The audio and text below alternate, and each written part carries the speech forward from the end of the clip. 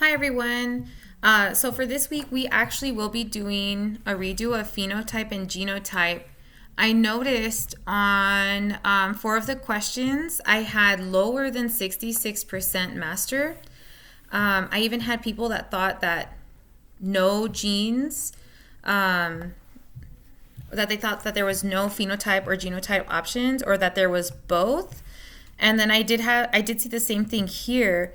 Now, the reason we're redoing this is you were really strong when we went over it in class, but for some reason we digressed. So we're going to go ahead and redo this assignment. I do want you to be successful. This is a readiness objective that will be in next year. But the other thing too is we should see more complex versions of this in AP Biology. So I just want you to be successful. If you know this stuff, like I would say a good 40% of you guys did really great on it, but 60% of us didn't. I want to help you. So if you know this, fantastic. If you don't, I'm definitely going to call home. I want to set up some tutorials to ensure you master this concept because I have the time right now to move slowly through it versus next year. I'm probably going to cover all of this week within one day next year, maybe even 2 days. So I'm going to go ahead and just review. I want to review what a phenotype and a genotype is. A phenotype is a physical description of a trait. So examples of this are like your height. Examples of this could be whether you wear eyeglasses, like how is your eyesight? Another example we talked about like skin, eye. We've talked about hair color. So if I'm describing something in terms of like words, that's a phenotype. But if I am talking in any form about the genes, I am talking about genotype. I know I'm talking about genes if I'm giving and assigning them letters. So for example, I might see like big A, or big A, or little a. Other terms for genotypes are like homozygous dominant. Another example would be like heterozygous. Another example would be like saying homozygous recessive. All of these, I'm describing genes in some way, and so therefore it's called a genotype. So to help us review this, I'm just going to go over a bunch of traits, and we're going to talk about the phenotype and the genotype for 10 traits. You can actually check your own bodies to see what is your phenotype and your possible genotypes for you. So with that being said, I'm going to make a little T-chart, or I'm going to make a little table, and this is going to be a key that I'm going to use on the other slides. So if I see something that is big A, that is going to be considered homozygous dominant. If I see something that has 2 small letters, that is going to be homozygous recessive. I can tell the difference between the two because dominant means that they should both be capital letters or big letters, and then recessive should be lowercase letters, and some people say little letters, but the proper term is lowercase. Now, if the letters are different, like big A, little a, that is when we call it heterozygous. So I'm going to clip this and I'm going to use it for my next slides.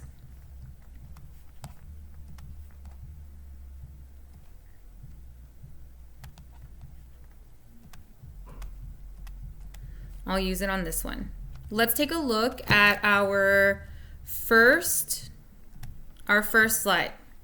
So I'm looking at this slide and we have 2 different foreheads. The first one, you can see this visible triangle. This is called a widow's peak. And then this gentleman, he has more of like a round, kind of like a round hairline, and this means there is no widow's peak. So what I'm going to do is first I'll tell you that this is actually dominant. So what that means, I'm going to use a different color. So for example, if I said, okay, we will go ahead and say big W equals widow's peak.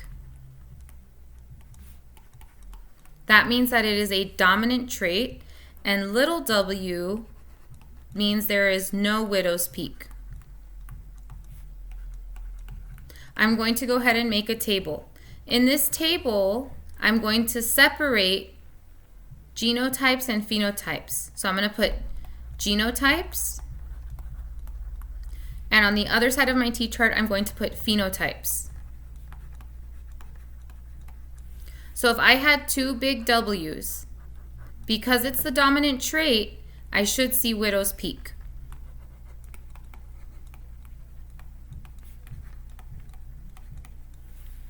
If I have a big W and a small w, I think to myself, well, wouldn't they have a mix, like half widow, half no widow? That's not the way it works in complete dominance. Because there is a big W present, it's going to overpower the smaller W, and it's going to show through. So therefore, your heterozygous is going to also be a widow's peak.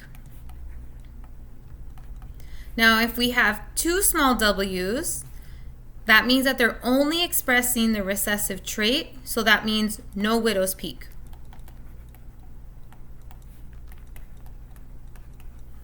Okay, let's go ahead and move on to the next example.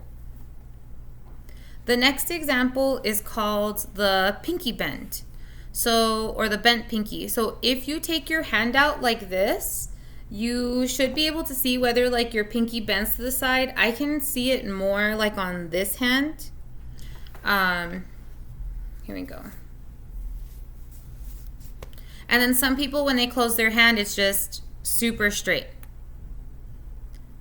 So if you have a pinky bend, this is actually considered a dominant trait. So if I said, okay, big P equals, or let's use B. Big B represents the bend of the pinky, and this would be an example of recessive. Miss, how do you know it's recessive? Because there is no bend. And little b represents no bend. Now we're going to make a chart of genotype and phenotype. I'm going to put genotype on one side, and then I'll put phenotype on the other side. No, SS, okay. So if I had two big B's, then the phenotype I should see should be a bent pinky. We'll call that the bend. If I had a big B and a little b, I should also see a bend, miss. But shouldn't it be like half straight and half not? Because mine doesn't bend all that way. So it's a mix. It's not a mix. Just some people, it starts to bend more as you get older. Okay, then you have little b. And if it's only expressing the recessive traits, I should see no bend. Okay, let's go ahead and move on to the next example. Another example that we have is if you cross your hands over each other, just do it real quick without thinking about it. Okay? If you have your left thumb, so this is an example of the left thumb. If the left thumb goes over your right, then that's considered dominant.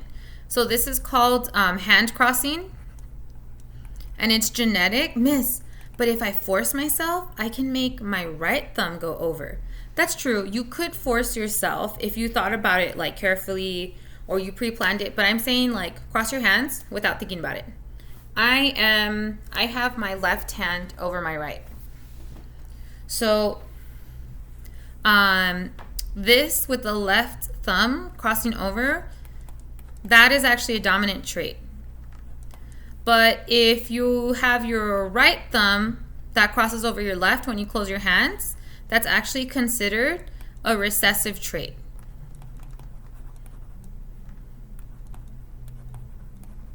Oops.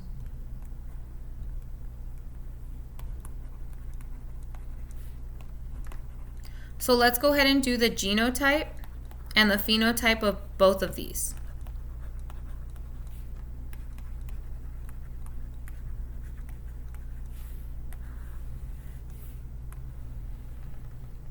If I have homozygous dominant, then that means I should have the trait of the left thumb that is crossing over. If I have a heterozygous, I still have that dominant gene, and so that means it will also be left. If I have two small l's, then that means only the recessive trait is shown, so then I would see the right thumb. Let's look at another trait we have in humans. Now you have two types of earlobes. This is called a free earlobe. It kind of has that like circular shape, and then attached you can see it doesn't have a circular shape. It just kind of goes like almost straight into, I guess, like the side of the face. If you have free earlobes, that means that it's a dominant gene. But if they're attached, that means it's a recessive.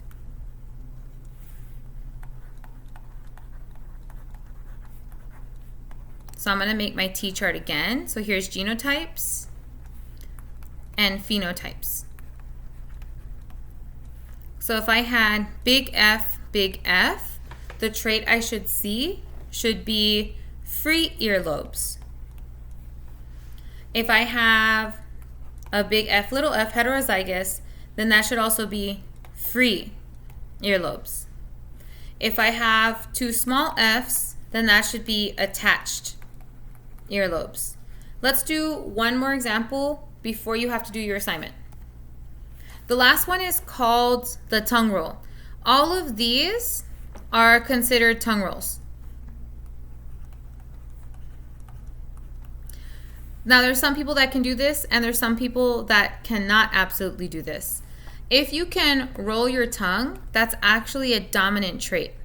I can't do that. Even if I tried. That's like the only thing I do.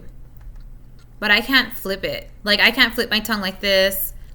I guess I can't even do this one. Maybe you can. And I can't do this. I think this is called the 4-leaf clover. I can definitely not do that. But if your tongue doesn't roll, it's actually recessive. So let's go ahead and make our last T-chart. I'm going to go ahead and put genotypes on one side, phenotypes on the other. Now, if I have big R, what could that possibly mean? Well, it means that the tongue would be able to roll. That's the trait that I would see. That's my phenotype. If I saw big R, little r, that means because I have this dominant trait that the tongue will also roll. Now, if I have little r, that means that the tongue doesn't roll. Like it won't be able to do like those, it's called lateral, like the lateral bends. So I went over genotypes and phenotypes. This is definitely something important that you need to know so that you can apply it to more complex science. I want you to go ahead. If you are one of my people that are having 100 or 90, fantastic. This should just feel like another A for you.